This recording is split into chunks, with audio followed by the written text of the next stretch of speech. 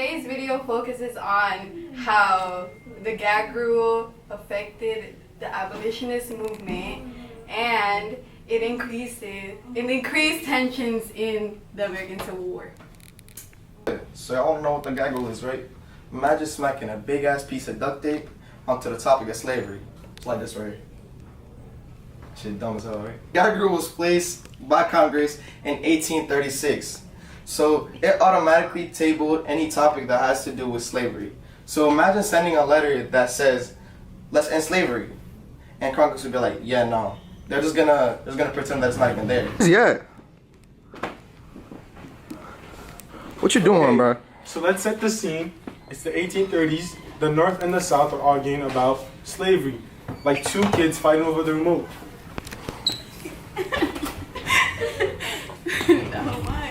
The Northern abolitionist groups were like, hey, let's end slavery like any normal human being would be. But then the South were like, oh no, we shouldn't. Because nobody wants the source of money snatched away from them. So I'm a congressman. Being the genius peacekeeper I am, I'm receiving countless petitions, but I have just the solution for it. This. Just the mute button. Where my flowers at? Where my flowers at? And the quote on the screen is from the Congress meeting named the Pinckney Resolutions in 1836, proposed by Representative James Henry Hammond of South Carolina, in which 242 congressmen attended, all to come to the conclusion that all petitions, memorials, resolutions, propositions, or papers relating in any way or to any extent whatever to the subject of slavery or the abolition of slavery shall, without being either printed or referred, be laid upon the table, and that no further action whatever shall be had thereon. 242 congressmen all sat down and thought it was a great idea to hit the snooze button in an entire country. Surely there's some stuff going on at the table. And there was, like protecting economic interests. Southern states relied on slavery for profitable cash crops like cotton and tobacco. Next, preserving political power. Southern lawmakers at the time controlled most of Congress, so they had large influence and they were trying to maintain it. Thus, all of them voting in favor of the southern states as they were facing pressure from the population from the southern states. Let's just mute this. Then it's the end slavery emails, and then we just send that to spam.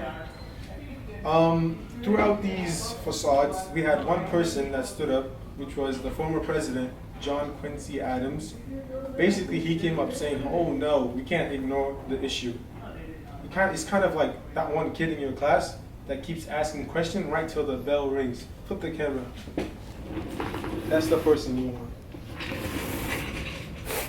Going into our primary source, we have the gag rule debate that took place between 1835 and 1840, which is pretty much a 19th century Twitter feud. Pro-slavery politicians did not want anything to do with the abolition of slavery, while at the same time, abolitionists wanted and were screaming, "Let us speak." So the main people involved in the gag rule was John C. Calhoun, Henry Pinckney, and John Polk, mainly the Three Musketeers for abolitionist tasks. And then there was John Quincy Adams, the D. Artegano of petitions, always sneaking one in when no one was looking. The gag rule actually made things worse between the North and the South. It's like trying to get two friends to stop arguing, but instead it just gets worse. The gag rule really ticked off abolitionists. It was like Congress saying, we're not listening to you. And abolitionists responding, oh, we're just going to shout out louder. It pushed them to use newspapers, speeches, and rallies to spread their message even more. It wasn't just about slavery. It highlighted bigger issues like regional divides and public opinion, and the North's growing resentments toward the South.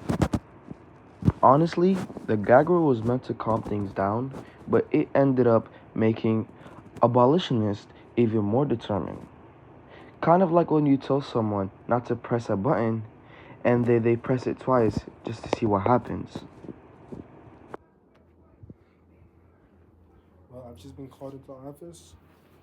Something about the gag rule being repealed after 8 years of John Quincy Adams fighting the Congress.